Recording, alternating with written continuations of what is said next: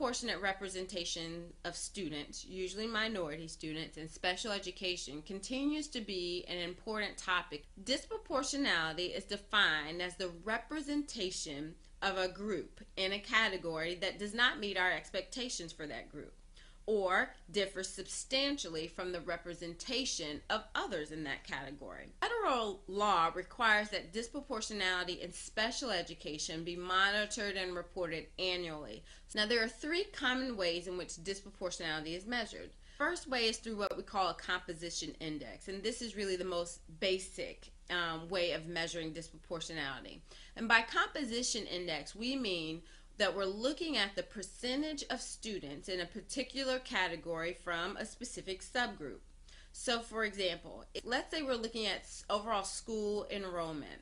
And when we look at our school enrollment, we notice that females, girls, represent 250 out of 500 of our total students. Now, using a composition index, we would take that 250 and divide it by 500, and we say that 50% of our student enrollment is represented by female. The basic calculation of a composition index addresses the question of, are there more students from a given group represented in a specific category than what we'd expect given their proportion in the population? So now, back to our example, if we know that girls make up 50% of our overall student body, what would happen if we use the composition index to look at a specific grade level? If we chose to look at a specific grade level and then we noticed that females represented 75% of students at that grade level, we could say that the composition index for females at that specific grade level is disproportionate given their overall enrollment of 50% in our school-wide enrollment numbers. The second way of calculating disproportionality is what we call using a risk index. The risk index calculates the percentage of a specific subgroup placed in a particular category. Now, I said that oftentimes we talk about disproportionality, we're talking about it as it relates to special education. So let me give you an example. So let's say a school district has a total of 1,000 African American students, and 100 of those 1,000 African American students receive special education services for specific learning disability. If we're looking at a risk index, we would say that the risk of any African American student in our district receiving special education services for a specific learning disability would be 10 out of that 1,000, or 10%. Again, this metric addresses the question of what is the risk that students from a specific group will be served in a specific category, in our example, special education, as an SLD or specific learning disabled student. Finally, the third most commonly used measure for calculating disproportionality is the relative risk index. And this is the comparison of the risk or odds of placement for one group to the risk or odds of placement of another group. Let's stick with our example of special education for a moment. If the risk for African American students in SLD, as we said before, was 10%, but the risk for all other students being labeled as specific learning disabled is 5%, we could say that African Americans then are 2 times more likely to be identified as SLD than any other student. Now, proportionality or equal risk would be the numeric value of 1.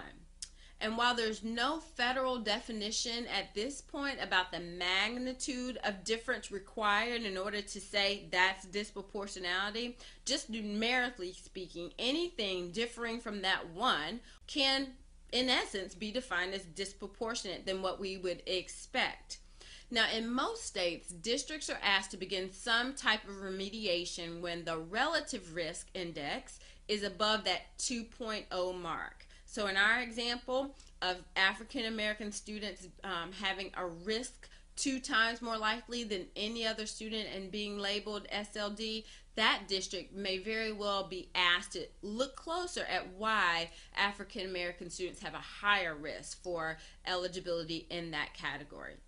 Again, the relative risk index addresses the question of how much more or how much less likely are students from any given group, oftentimes racial or ethnic category, how much more or less likely are those students than any other student to be identified in a specific category.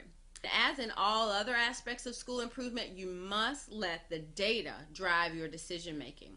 So by understanding the magnitude of disproportionality in your district, you'll be able to write a more targeted plan of action.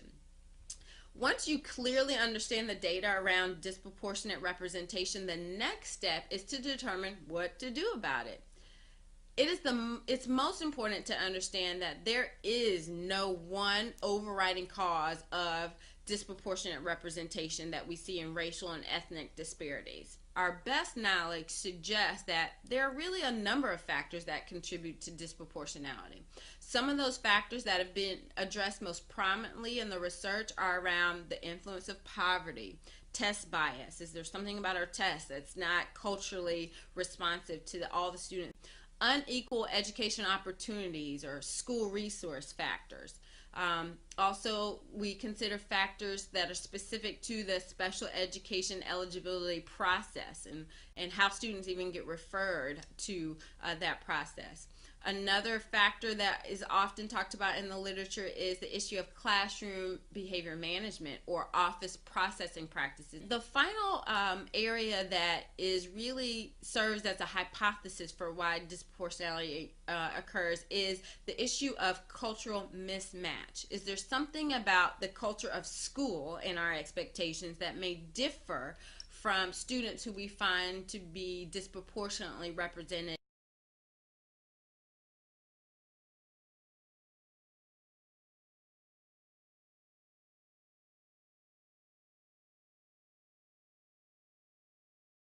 I think the intent of special education law when it came into play in 1975 was to create a service that would be available to students to create equity.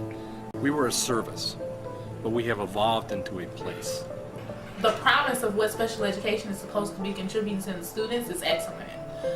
What doesn't work is that there is a large number of students in special education that really don't need to be there, who are predominantly African American and Latino. Predominantly labeled with emotional disturbance or specific learning disability, which is a very ambiguous kind of catch-all term. And what doesn't work is the way the entire environment views special education and how that affects students in the classroom. Students don't feel like they have to do any work. Students don't feel like they're worth anything. When I was in special ed, it's because I need help in English, math, science, history, spelling, and language. I don't really have nothing to say. It's just hard for me to read sometimes. I'm in special education because of my behavior and the way how I function. They think that we're not functioning like the other kids. Because of not being able to keep up with others. I like to take my time. Because of my behavior, and I'm kind of slow. Coping with my behavior, and that's all. It's my behavior. For behavior, anger problems. My behavior. Behavioral problems. Behavioral problems. Because of my attitude.